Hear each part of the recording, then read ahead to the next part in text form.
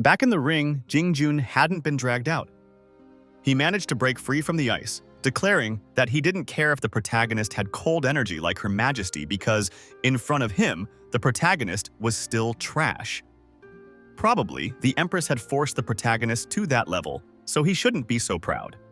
Jing Jun continued with the same demand for the protagonist to kneel and apologize, which was getting tiresome. The protagonist basically said that Jing Jun was like a dog that barks behind a gate but runs when the gate opens. Of course, this provoked Jing Jun, who declared that even if the protagonist had some cultivation level, trash remains trash. At that moment, he launched a tiger attack. Standing beside the protagonist, he declared that his father was also immortal, but he was the first national master of the Eastern Tang dynasty. Besides the emperor, he summoned heroes who wouldn't dare disobey him. As his son, he would take this opportunity to tell the world that Ling Xiao would also rule the world, and anyone who disobeyed would suffer the 8 desolate heavens. After this somewhat clumsy speech, the protagonist also launched a tiger attack, but this one was undoubtedly stronger as he had fully mastered the technique. According to the onlookers, the protagonist was using the Celestial Tiger Fist, apparently a unique ability of General Wei. Only now did the foolish Jing Jun realize that the protagonist was using the same technique as his family. What happened earlier he couldn't see, right? It's impossible. The side character is very blind, but even after taking the attack, he was still standing. Then he began shouting, declaring that he would now use something called the Celestial Wing Kick. To summarize and not bore you too much, there was a big fight, but in the end, the one who took more of a beating was Jing Jun. He simply said that the protagonist had irritated him a lot, and he had been holding back until now because Her Majesty had told him not to kill the protagonist. However, he would have to disobey that order.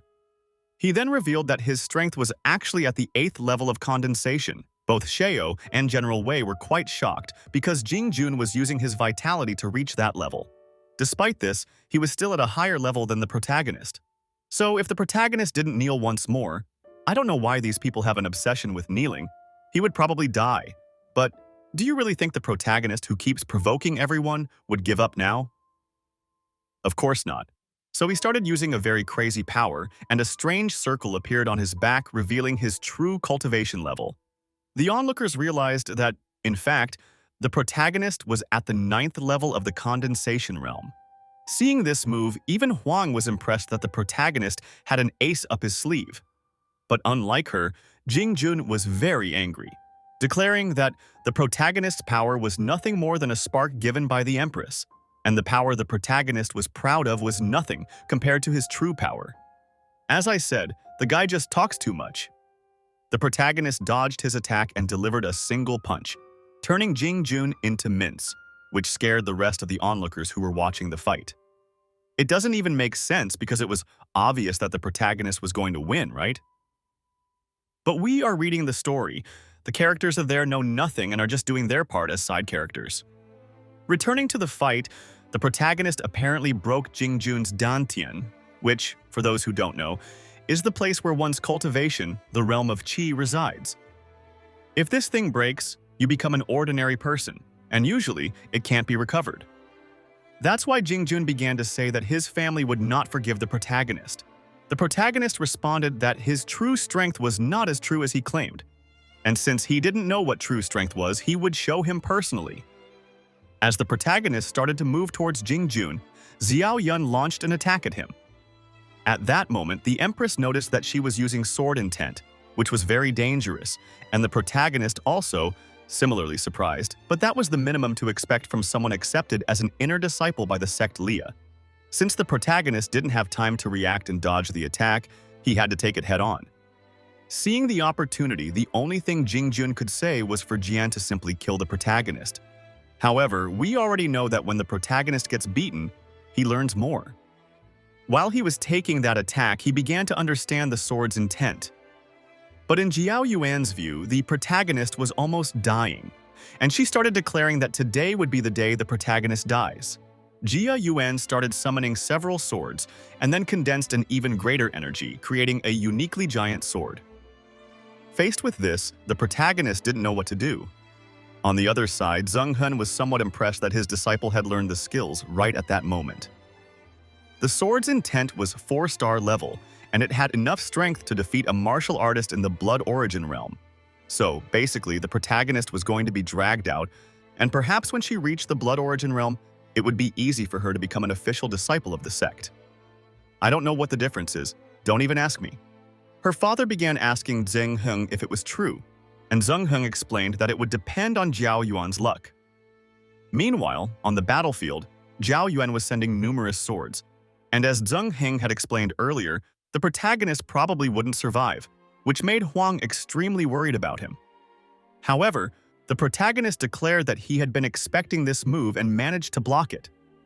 But Zhao Yuan wasn't finished. She sent the giant sword towards the protagonist, but when it approached him, he simply broke it with a grip of his hand. After the explosion from the attack, the protagonist was still comprehending the technique. Well, if there's an explosion, there will be a reaction, right? Zhuan was thrown back and ended up hitting Jing Jun. Taking advantage of this opportunity, the protagonist said he would now show the true intent of the sword. Obviously, seeing the sword's intent, Zheng Hun was extremely shocked because that was from the Li Yang sect, but the protagonist stole it anyway, because in the world of Murin, there's no such thing as copyright. Raising his hand high, the protagonist summoned a gigantic sword. While the two were baffled, Zheng Hun wanted to invite the protagonist to be his disciple since he understood the sword intent of the sect. However, the protagonist asked if Zheng Hun was worthy of being his master.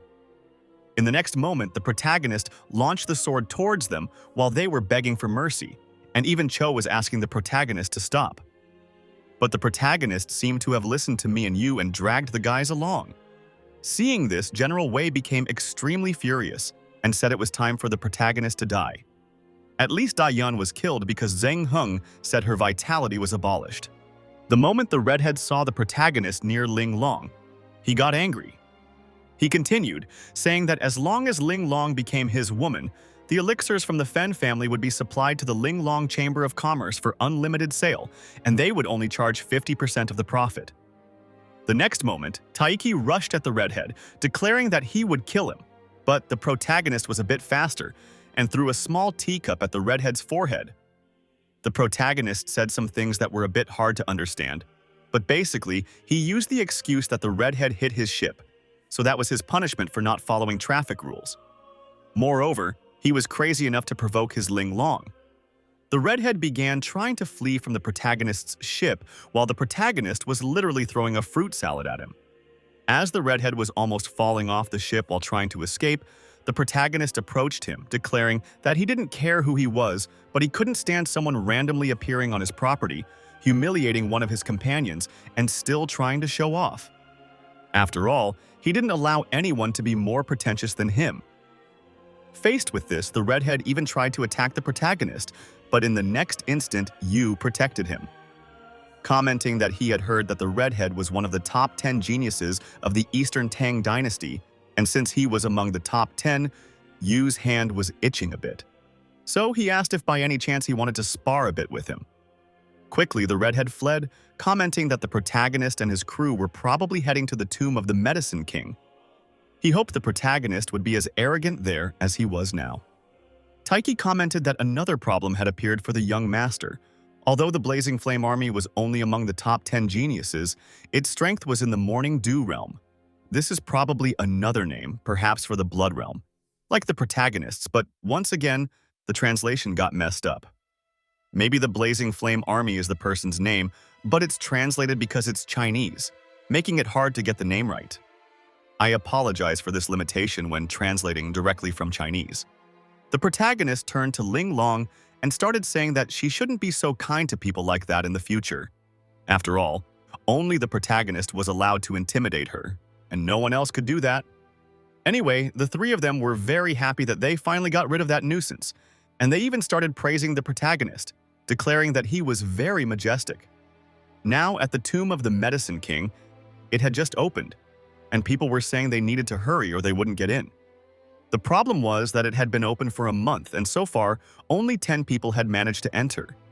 If they waited for stronger people to arrive, they would end up with nothing. Many people were eliminated because there was a fire energy around the cauldron, which couldn't be avoided since the only way to reach it was using an iron rope. And this time Zheng Hing wanted the protagonist to explain why he destroyed his disciple. He needed a proper explanation. Otherwise, he would lose his life. Even if Her Majesty stood in the way, she would suffer as well. As the Lei sect was above the Gizu frontier, it could be called a dominant force. Therefore, it was common for them to crush some arrogant forces. Since the protagonist was the only one crazy enough not to join their sect, he wanted to see how far the protagonist's arrogance would go. Zheng Heng released an extremely strong power, causing the protagonist to fall to his knees. Apparently, Zheng Heng was in the Yunlum realm. According to what the protagonist had read in the book, cultivators are divided into 3 realms of oil refinement, which seems to be a mistranslation here, 4 realms of vein refinement, and 6 realms of viscera refinement. To summarize for those who don't understand any of this, cultivation, at least to the base level for a person to become strong, involves refining parts of the body until achieving a perfect body. That's why there are so many divisions. Moving forward, there are 3 realms of qi refinement: the element of creation, the element of condensation, and the element of blood. The 4 realms of vein refinement are Shen Lu, Yan Lin, Zhuai, and Tongquan. Yes, this is the famous addiction breaker. The pronunciation is tough. Imagine dealing with these names. You won't see me calling these realms by their names. It'll be realm of something and blah blah blah. In terms of power comparison, the protagonist was in qi refinement. However, the old man had already reached the realm of the 4 realms of vein refinement. He wasn't that far off, but compared to the protagonist, he was quite distant. However, 3 days earlier, the protagonist had declared that today would be the day he would repay all the humiliation he had endured, even if he had to face someone much stronger. Seeing the protagonist summoning those 2 giant worms, which are actually dragons, but since the protagonist is weak, I call them worms, Huang was impressed by his worm. She declared that he was quite handsome. According to Zheng Heng, the protagonist had an extraordinary physique, which didn't match the rumors since he was considered immortal with a dead body. He couldn't just stand still. At that moment, the protagonist launched an attack with his golden worm. This attack hit Zheng Heng squarely, pushing him back, which was quite surprising given that Zheng Heng was at a much higher cultivation level compared to the protagonist. Even though Zheng Heng was hit and pushed back, it wasn't enough. Zheng Heng declared that the protagonist's talent was truly surprising, but since he sought his own death, not even the gods could save him today. The protagonist was nearly dying to defend against Zheng Heng's palm attack, and as the protagonist was thrown back, Huang started saying it would be good for Zheng Heng not to touch her man. At that moment, Taiku advanced, declaring that he had already said no one should touch his young master. Since Zheng Heng had crossed that line, the Tiger Cavalry was ordered to form a formation of 108 soldiers to go against Zheng Heng. These 108 cultivators were equivalent to 10,000 normal people. Now, I just discovered why these people were protecting the protagonist. Apparently, the Tiger Guard and the Chamber of Commerce were all subordinated to the Guoxi Mansion, and since the protagonist was the chief's son, he was basically the second chief. Even with Tai Ku using his spear to attack Zheng Heng, he was still restrained. Unlike Tai Ku, who was severely injured, he declared that if Zheng Heng wanted to lay a hand on the young master, he would have to go over his dead body. At that moment, the protagonist approached Taiku, asking how he was doing. Taiku responded that he was fine, and even if he lost his life today, he wouldn't let anyone harm his young master. The protagonist shouted at Zheng Heng, declaring that if they committed any heinous act today, he would definitely turn the Li Yang sect into ashes. At this point, even Ling Long joined the conversation, telling the protagonist to calm down. Before the protagonist became stronger than her, she would ensure his protection. She also thought Zheng Heng wasn't that much stronger than her, since they were both in the Yun realm. Everyone was surprised by this, except Huang, who declared that Ling Long had been hiding this power all along to impress the protagonist. However, the protagonist belonged to her. Long was only 20 years old, and her level of cultivation showed that she was a genius of her generation. At that moment, Zheng Heng declared that Ling Long was very good, and if she wanted to follow him back to the Liang sect, he would definitely help her. It was more than obvious that she wouldn't accept, so she tried to attack Zheng Heng. Seeing this fight, the protagonist began to reflect on how his father had said that Ling Long possessed an incomparable talent. Back in the fight, Zheng Heng was trying to convince Ling Long, declaring that her Zidane energy was really powerful, and if she joined the Liang sect, she would become a direct disciple. He warned that if she continued, he would be forced to pin her against the wall. But Ling Long simply declared that he couldn't intimidate her young master and go unpunished. For that reason, he could simply die. So Ling Long sent Zheng Heng flying and declared that her job was done. She then told Taiki to take out the trash. Before they took him away, they needed to decide what to do with the old Zheng Heng. According to Ling Long's opinion, since he had humiliated their young master, the only thing he deserved was death. Obviously, this would cause a lot of problems, so the protagonist stopped her. He didn't stop her because he feared the Liang sect. It was because the Empress of the Eastern Tang dynasty had the responsibility of a country. If they did something to that old man, she would be indirectly affected since he would die in her territory, and she was present and did nothing. Therefore, they should end things there for today, and if the Liang sect sought revenge, they could come to him. As they returned, the protagonist commented to Ling Long that her Chamber of Commerce had developed very quickly, so it was no wonder that the protagonist's father praised her so much. Huang hinted at her, commenting that if she wanted to join the court as an official, she could inherit her position and help achieve great things. She asked Ling Long if she wanted to join her, but Ling Long declared that the Chamber of Commerce reached its status because the protagonist was working behind the scenes. Therefore, she didn't dare take the credit and would have to refuse. So the guy was good, right? Why was he in such a bad state just because he couldn't cultivate? If he managed to raise an empress, make a friend, and succeed with the largest chamber of commerce in the entire dynasty, the guy was an unrecognized genius. He just couldn't knew how to cultivate, of course. Faced with this situation, Huang was trying to keep Ling Long away from the protagonist because she felt that Ling Long was stealing him from her. Thus, Huang started saying that Ling Long was very humble since she cultivated up to the Yum realm of the 4th Meridian Refinement realm before she was 20 years old. For a genius like her, it would be very unfair to be just a girl who warms the bed. Wait, what does she mean by warming the bed? I'm not sure, but if anyone can explain it, feel free to comment. Apparently, Ling Long said there was nothing wrong with that. Moreover, Her Majesty should consider the matter of the king, as her young master was destined to leave the Eastern Tang dynasty and ascend to an even greater stage, one which Huang was not suitable for. Huang agreed that the protagonist had an extraordinary destiny, and one day he would fly as high as a dragon. Only a woman like her could accompany him to the top. They began to exchange sharp words, reflecting on how, out of so many good men in the world, they chose the young master. Meanwhile, Jing Jun was telling his father that they couldn't let the protagonist go unpunished. Zheng Heng said he had already sent a message to the sect, and soon an older brother would appear to help him. After all, the protagonist dared to defy the Liang sect, so they should pay the price. General Wei also declared that he would later summon his son, Jun Long, to help.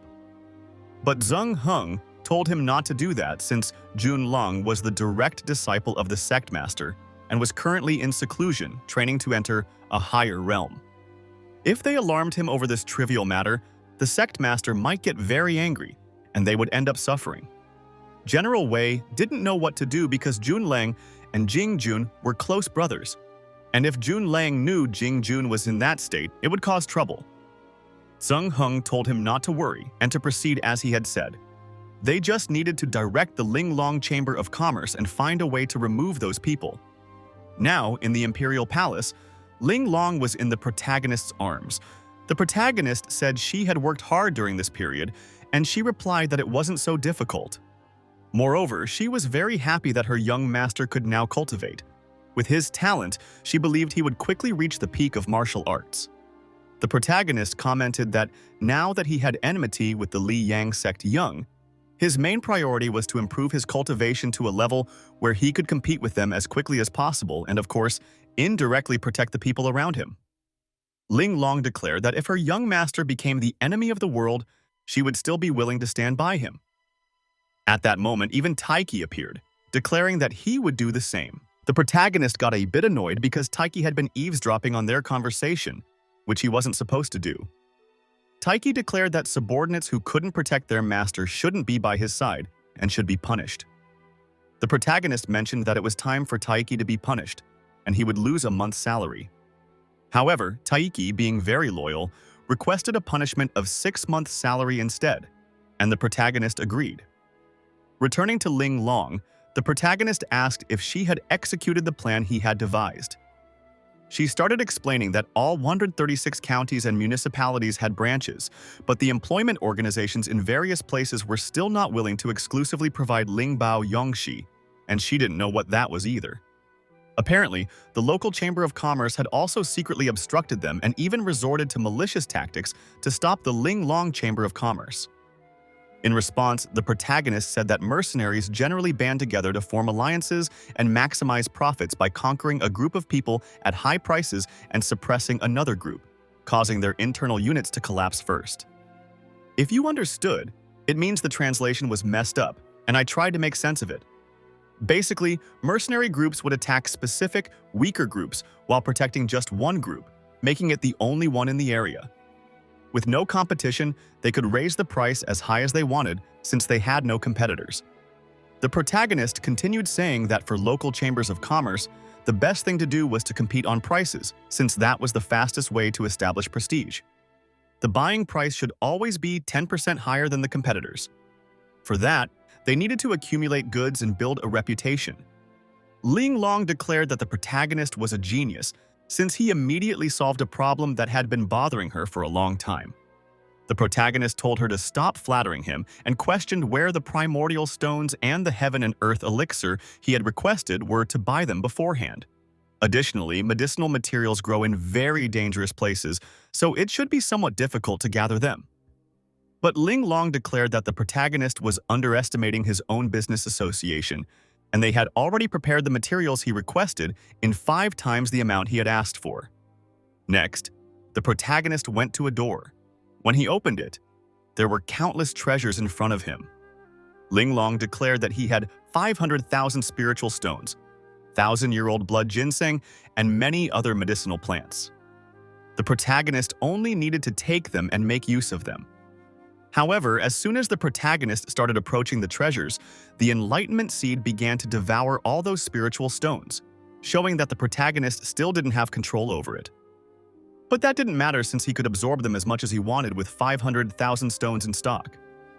In the protagonist's mental world, he noticed that every time the tree grew, his dantian grew even more powerful.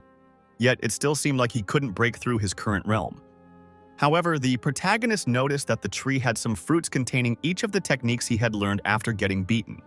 The protagonist wondered if, as the enlightenment seed grew, his martial arts skills would also improve. If he recorded all types of martial arts and Taoism he encountered, he would basically become the celestial book of martial arts. Returning to his cultivation, the protagonist noted that he had broken through 2 barriers and entered the Ningzhen realm, which was probably the last bottleneck of the blood origin realm. He declared that he would show everyone that he could enter the blood element realm in just 3 days. But when the protagonist tried to break that giant seal in his mental world, he ended up being repelled backward.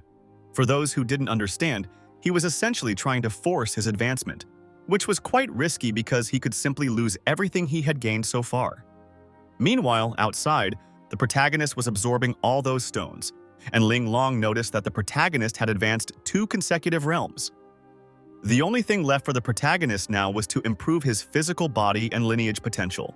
Since that was all, she would find a way to help the protagonist. She then summoned a gigantic cauldron and, with the spiritual herbs around, she began making a pill. Or maybe not, because the next moment she declared that now the main course arrived. She simply threw the protagonist into the cauldron, which reflected in the protagonist's internal world. He quickly understood that Ling Long was trying to help him from the outside. And we'll see it in the next episode. Remember to subscribe and leave a like.